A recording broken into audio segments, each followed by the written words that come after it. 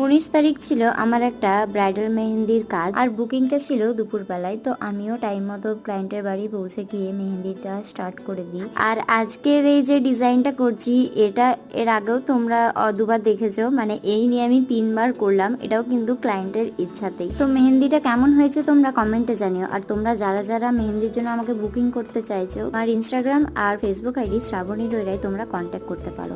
Booking কিন্তু চলছে। খুব ভালো লেগেছে, এরকম ডিজাইন আমি ভাবিনি, তারাও খুব সুন্দর করে দিয়েছে।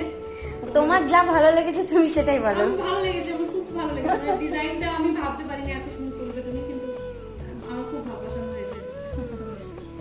Thank you.